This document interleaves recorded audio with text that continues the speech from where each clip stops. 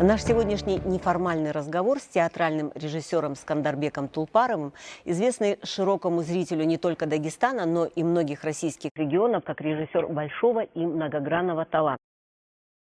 С юных лет он прочно связал жизнь с театром. Эта фраза, взятая из интернета. Это было детское впечатление или уже тогда это был серьезный выбор жизненный? Я с детского садика, еще в городе Томск, где я жил в детстве еще, и я с детского садика выступаю. Меня забирали в хоры, я пел, там, солировал, когда стояли взрослые люди. Ну, для меня они тогда казались очень взрослыми. Вот. Я пел и помню бухенвальский набат, я был как бы впереди, и вот хор подпевал. Вот. И в школе я сразу же, естественно, попал в тоже вот такую же атмосферу. И дальше просто у меня не было момента, я как бы с детства я был как бы определен уже заниматься вот искусством, театром, или чтением, или вот. Все как-то было гладко и само собой. Да, оно само собой как-то пришло, я даже никогда не думал о другой профессии вообще никак. В 1982 году вы закончили Высшее театральное училище имени Щукина, в 90-м с отличием режиссерское отделение Высшего театрального училища имени Щукина, а затем аспирантуру по той же специальности там же в 1998 году. Это были не самые лучшие времена для нашей страны, естественно, для нашей республики, причем не самые лучшие времена, которые переживал прежде всего театр. Не было ли мысли все бросить и заняться доходным делом? Вы знаете, мне очень было много предложений в плане того, чтобы заняться доходным делом. Ну, были знакомые, друзья в Москве, но я от всего отказывался. Были очень заманчивые предложения, вот, как пушно-меховые склады, там, которые идут на экспорт. Хотели сделать начальником меня как-то вот, отдела по экспорту. Там все, столько всего было, и даже было такое, что в БХСС, тогда БХСС был такой организация, туда звали, ну куда только не звали, но я, естественно, просто даже и мыслить об этом не мог. Я сразу же отказывался от всех этих предложений, говорил спасибо, но я очень... Было такое, что я даже в армии, когда был, я служил, ну сейчас уже можно говорить, в секретных войсках под землей, вот, и за мою службу там оценки ставили, как же дежурство, я на 5 служил, и пятибалльная система была. И мне после армии, когда стало, ну, где-то осталось 2 месяца служить, пришел полковник и сказал, что командование решило вас отправить в высшую школу КГБ, тогда было КГБ. Вот. То есть все дороги открывались? Да, были все открывались. Ну, я, естественно, я сказал, вы что, не знаете, что я закончил, как вы можете вообще мне предлагать? Я же театральный институт Щукина закончил. Но тогда он сказал, ну, знаете, очередь стоит и на наш как бы, вид как бы, деятельности. Я говорю, вот я вас очень прошу, я уступаю в свою очередь кого-нибудь другого. Я не могу без театра. Были люди, которые не понимали этот выбор? Ну, конечно, были. Во-первых, когда я рассказал некоторым моим там, близким людям дома, что такая ситуация, они были вообще без ума. Они говорят, ты что вообще, как ты мог, вот взял, оборвал свою карьеру такую. И я совершенно не мыслю себя ни в какой, вообще, ни в какой роду деятельности, если это не касается искусства. У режиссера Тулпарова есть свои предпочтения в драматургии? И бывают ли ситуации, когда приходится ставить не то, что близко, и не то, что любите и понятно, а то, что надо, к примеру, заказ? И как быть человеку искусства в такой ситуации, когда нельзя отказаться и надо это сделать? Вы знаете, это, наверное, было на заре моей режиссерской деятельности, потому что я мало что решал тогда, и был художественный руководитель, и главный режиссер, который говорил, вот это надо поставить. Ну, для политики театра, там, да, и я, может быть, хотел бы что-то другое поставить. Но тогда, ну, это было очень мало, это, наверное, 2-3 случая таких было, которые я ставил.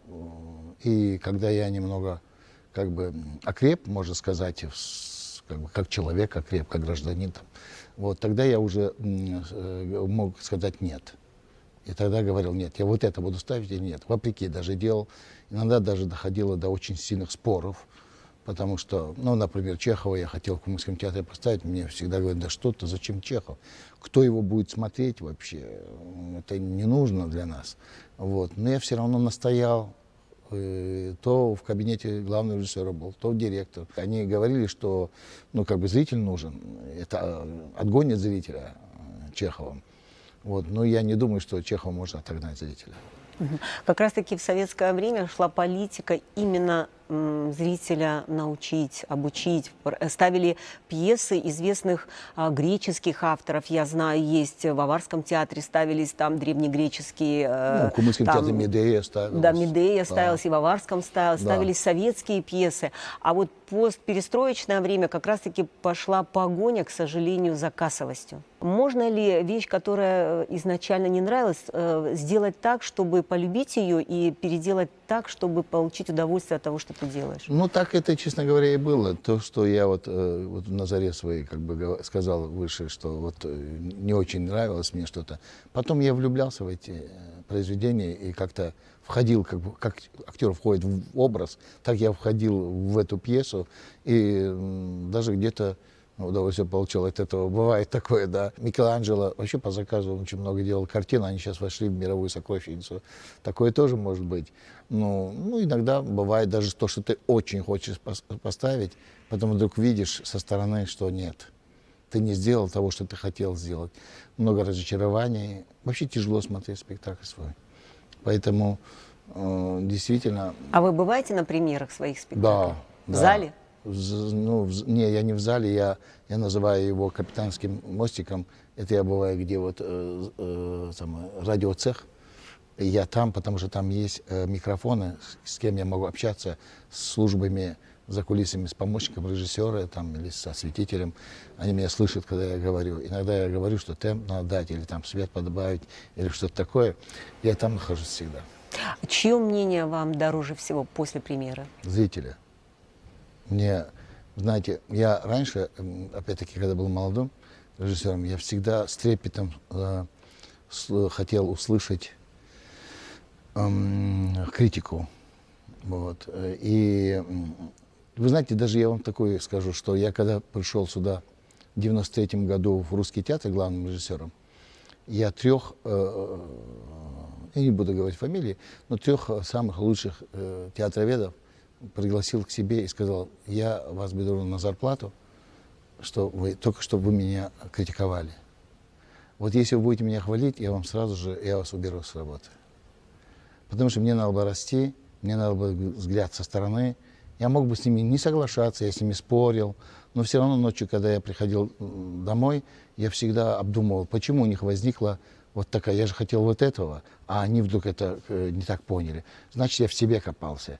Вот. Хотя я с ними спорил и никак не мог согласиться, но все равно я потом прокручивал все это, весь спектакль, почему, и находил иногда какие-то ошибки, и пытался их как бы еще скорректировать. Это мне очень сильно помогало, и я благодарю их, что они это сделали. Но критика – это очень субъективно.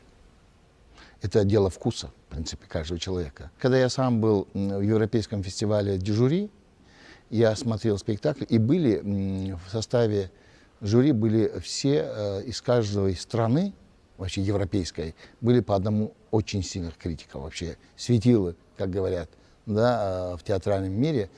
И я помню, что две критикессы, как так, если можно назвать, или критика, вот, одна говорила, ну, очень сильные критики, а одна говорила, что это гениально, это что-то новое, вообще, это какое-то явление в театральном мире. А другая, такая же большая критик, такой большой же критик, она говорила, что это не имеет отношения к искусству вообще. Вот такие полярные мнения. И тогда я просто понял, что это так субъективно. Ну, их невозможно как бы заподозрить, что они не понимают театр. Но это все-таки очень субъективно. Потому что что-то кто-то принимает, а какой-то критик вообще не принимает этого вообще. И совершенно отрицает. И тогда я понял, что все-таки это самое главное, это зритель. Я имею в виду умный зритель. Вы закончили прежде всего актерский факультет, то есть изначально вы были актером.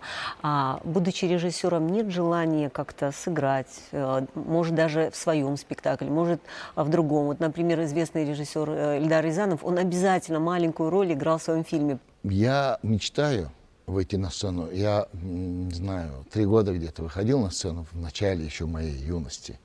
И больше я не выходил. Ну, кроме, я уже не считаю тех отрывков небольших, которые в Щукинском мы играли. Я их не считаю, это студенческие такие пробы. Но я имею в виду после, когда я стал уже режиссером, я всю жизнь мечтаю выйти. Во-первых, и вы знаете, как ни странно, когда я говорю, удивляют все, я очень боюсь сцены. Я просто, когда мне даже мысль, как-то было так, что я должен был кого-то заменить здесь, не помню, какой спектакль, и актера нету. И мне надо было выручить, потому что никого не было. Все были на сцене. Меня стали одевать. И у меня тряслись коленки. И у меня дыхание уже учащалось, я не знаю, что со мной творилось. И вдруг я уже за кулисами, и я не знал, что делать. У меня паника была. Я очень боюсь сцены, и вот какая-то фобия какая-то. А когда уже вышли на сцену? А я не вышел на сцену. Не смогли? Потому что актер прибежал. Прибежал, я быстро стал переодеваться, его стали быстро, вот еле-еле он переоделся и успел выйти на сцену. И я так легко вздохнул, и вот я не знаю, смогу ли я когда-нибудь перебороть вот это. Я вообще восхищаюсь артистами, которые выходят на сцену и просто душу отдают полностью, раскрывают. Я просто восхищаюсь, они гениальные люди вообще, те, кто это умеет делать. Вот. Но это вот такая мечта у меня. Я все-таки, наверное, когда-нибудь это сделаю. Именно вы были инициатором того, чтобы отправить выпускников актерского факультета на обучение в училище имени Щукина. Причем я хочу отметить, что сейчас это как такое значимое событие в нашем театральном мире Дагестана. А ведь в советское время были такие студии. Были, я знаю, в Тбилиси, в Тбилисском институте, театральном студия молодых аварских актеров. Они там обучились, вернулись и играли. В той же Щукинке были студии именно для национальных театров. Это реально вот сложное дело отправить на обучение в училище имени Щукина. Более 30 лет у нас не было студий. Вот это был, ну, вы знаете, это 90-е годы, все это был провал. А потом пришла капиталистическая система. Пришла капиталистическая система, и все стало платным. И республика должна платить за обучение наших ребят.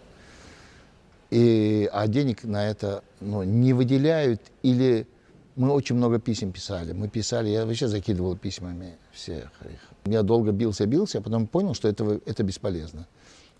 Студии не будет. А дальнейшая судьба театров Дагестана, она в очень плачевном состоянии. Нету специалистов, профессионалов высокой квалификации. И тогда я начал сам уже заниматься этим делом. Я был в Министерстве культуры России, там знакомые, друзья. И тогда они сказали, если ректор театрального института Щукина даст заявку, мы на основе этой что-то вам сделаем. Ну, хотя бы 12 мест мы вам сделаем. Как-то мы договорились с ними. Я пошел к Князеву, так как мы сокурсники. Вот, ректор театрального института Евгений Князев. Вот. И он тоже, значит, пошел навстречу, тоже подключился вот в эту организацию, как бы, этой студии. И вот так родилась такая студия. Но тут, знаете, такая ситуация, что плохо, они не обязаны ничем сейчас Дагестану. Потому что если платит за них республика, значит, они должны договор составить, там 5 лет отработать после этого. Этого ничего не произошло. Вот. Из них приехали в Дагестан 4, из 10, 12 было, 2 отчислили, осталось 10. Вот. 3 сейчас пришли в русский театр, 1 кино занимается, И вот еще одного жду, Наби такого, у него сложности семейные, мама тяжело больна. Я очень его жду, потому что это талантливейший человек, большие надежды я на него возлагаю. Я думаю, что он приедет все-таки. Ну, получается, наши национальные театры пополняются только за счет актерского факультета нашего. Да, да. Вот пока да. Пока да. У вас очень много наград и российского, и международного уровня. А какая из них дороже всего? Понятно, что каждая дороже, но все-таки о какой вам особенно хочется говорить, когда заходит речь о наградах? Я не знаю. Или они все равны для вас? Нет, они все, конечно, равны. Но я думаю, что самая значимая награда, они все действительно дороги мне, это гран-при Европейского фестиваля по Гоголю «Записки сумасшедшего». Именно титулярный совет. Сейчас какой-нибудь граф. Ленинград. А тогда так, кажется, титулярный совет. Сколько лет по истории. Какой-нибудь простой, не то чтобы уже дворянин, а просто мещанин. А даже не крестьянин. Тут оказывается вельможа. Имам Акаудинов, который там просто великолепно играет. Вот мы проехали пол-Европы и везде брали первые места, в принципе. Он очень одаренный человек, и я даже не представляю, кто бы мог бы сыграть сегодня, ну, по крайней мере, на Северном Кавказе, как он. Вот. И мне очень дорог этот спектакль сам. Ваш родной язык кумыкский.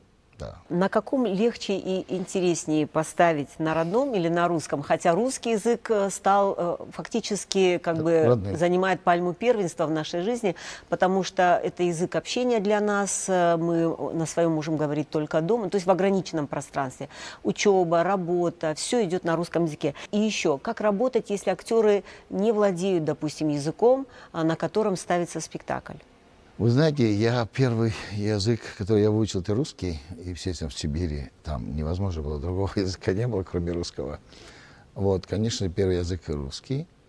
Но вы знаете, конечно, чувствую я, вот я сейчас в Кумыкском театре тоже работаю, вот, я очень хорошо чувствую материал, очень хорошо чувствую язык, его мелодику, его глубину. Но мне очень трудно, словарного запаса мало на кумыкском языке, так как мало говорил на нем. Мне очень трудно объяснить, потому что очень много терминов театральных не переведены. И если вот со стороны, я думаю, послушать, как я репетирую, это, я не знаю, несколько слов на кумыкском, потом на русском, потом опять на кумыкском, это какая-то такая каша. Понимаете? И мне очень трудно объяснить, что удивительно для меня.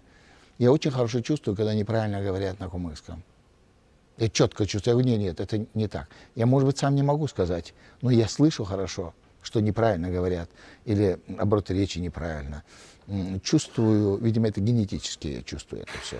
Вот. Но когда вот работаешь, в процессе работы, и я чаще даже в Кумыкском театре изъясняюсь на русском языке.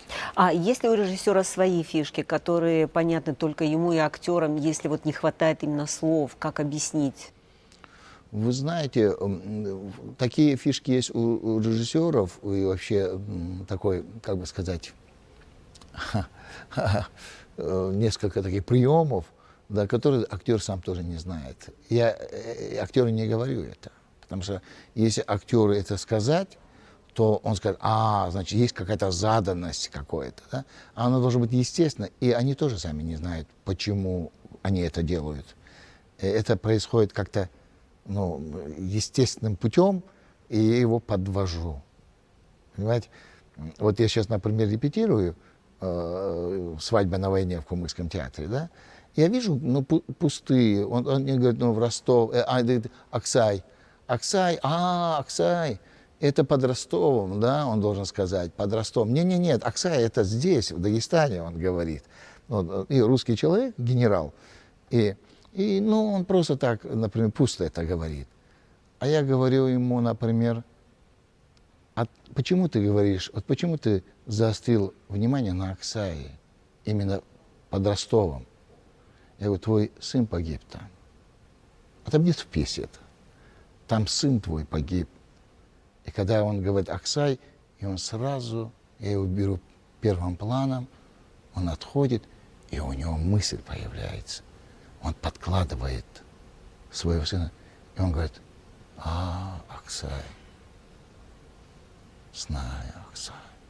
И сразу же другая. Вот иногда подбрасываешь какие-то вещи, чтобы актер по правде стал жить, мыслить на сцене. Это очень трудно на сцене мыслить.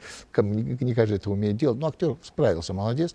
Идет речь о том, какие-то есть свои фишки, даже которые я и не говорю. Они все, как бы, язык режиссера — это мизансцена. Наверное, только наша республика отличается количеством театров, потому что и мы этим гордимся, своими языками, культурой и, конечно же, театрами. Есть ли будущее у национальных театров сегодня, когда все меньше людей говорят на родном языке? Вот это самая большая проблема.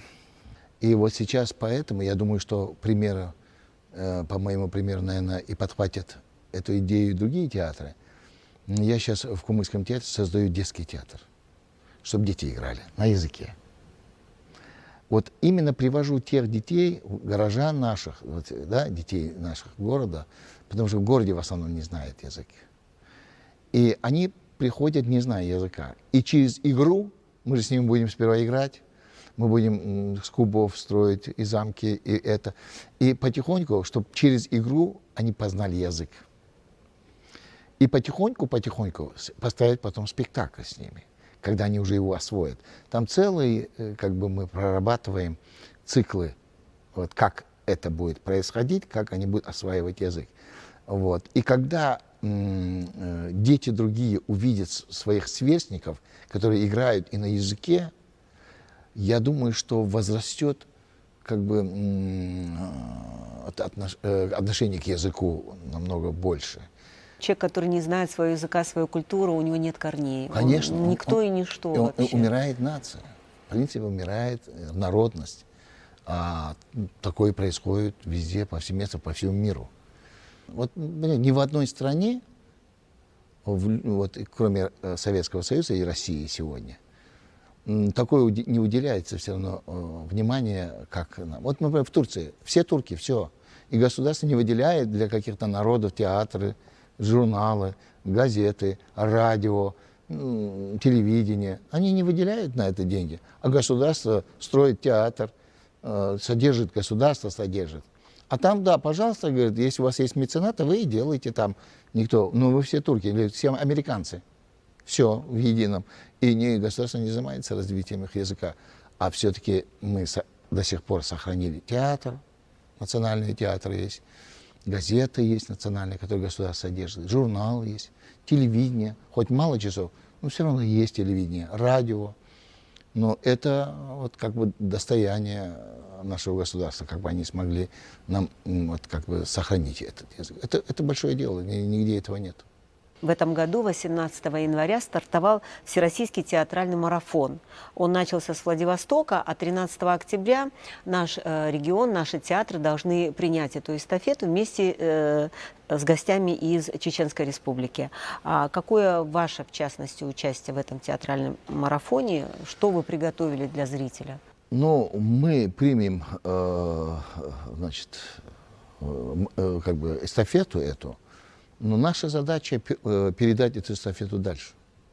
И мы едем в Сыктывкар и передавать этот символ Сыктывкару. И он дальше пойдет.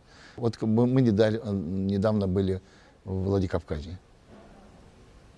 Вот. Это ЮФО, Южный федеральный округ, передавал Северному Кавказу. Вот. И нам дали на представление республики, театральной, да, республики, имеется в виду 5 минут. Вот, и, ну, во всех республиках 3-4 театра, за 5 минут они управились. А 12 театров за 5 минут как управиться? Ну а на следующей площадке очень много разных образов, разные жанры. И я так думаю, что разные театры, давайте узнаем. Здравствуйте. Здравствуйте, извините. Здравствуйте. Кого представляете? У вас очень много образов. Это разные герои и, наверное, очень разные театры. Это не только герои, да, это разные театры. Ну, вы знаете, в Дагестане 12 театров, мы живем дружной семьей. В принципе, можно сказать, что это один театр. Один театр, дагестанский театр. Вот. И я хочу вам представить, вот, пожалуйста, наши все, это мы гордимся, что у нас столько народов, столько культур, вот, и это наше богатство. Я придумал такую вещь, я сделал 4-метровую матрешку «Россия», и из матрешки выходили все театры. Уложились в 5 минут? Уложились. Вот. И в конце Пушкин, Расул Гамзатов выходили, как бы с гримом, вот, и звучали их стихи. Орел с отдаленной поднявшись вершины, парень неподвижно со мной наравне. От севера я вижу потоков рождения и первые поздних обвалов движения. Минуты удачи, в часы торжества, о чем наши мысли, наши слова? И поплыли горы. Пошли.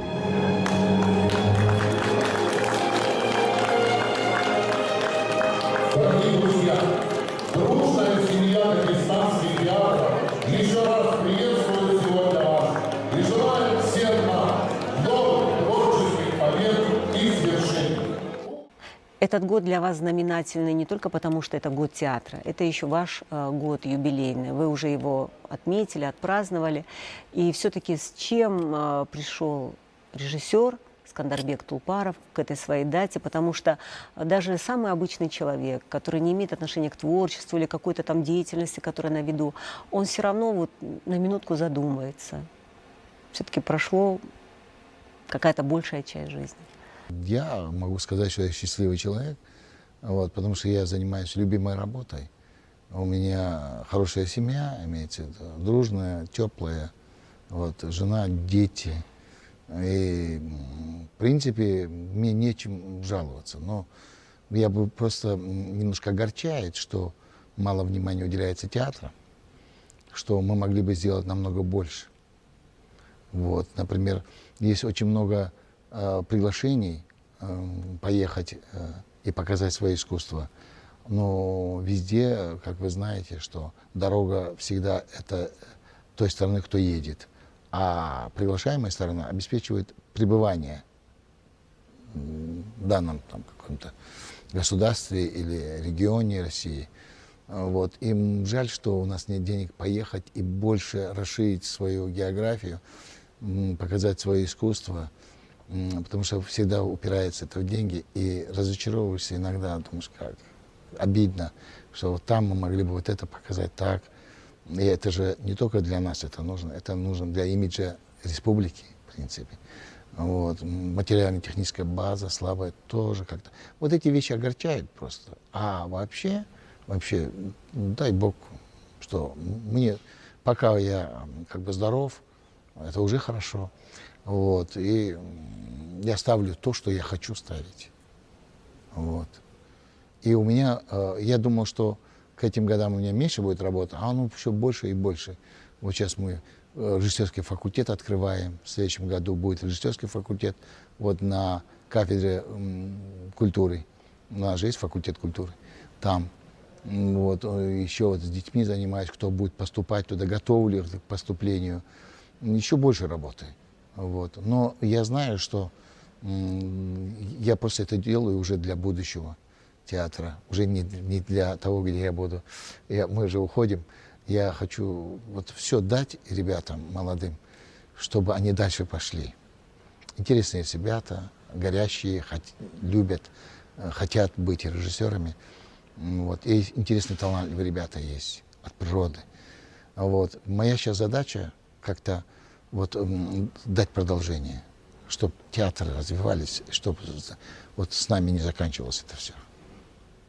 Вам творческих успехов, побольше возможностей именно выехать, чтобы показать свои постановки не только нашему зрителю, но и другим зрителям, услышать другие мнения и критику разную. Да. Спасибо за диалог. Спасибо.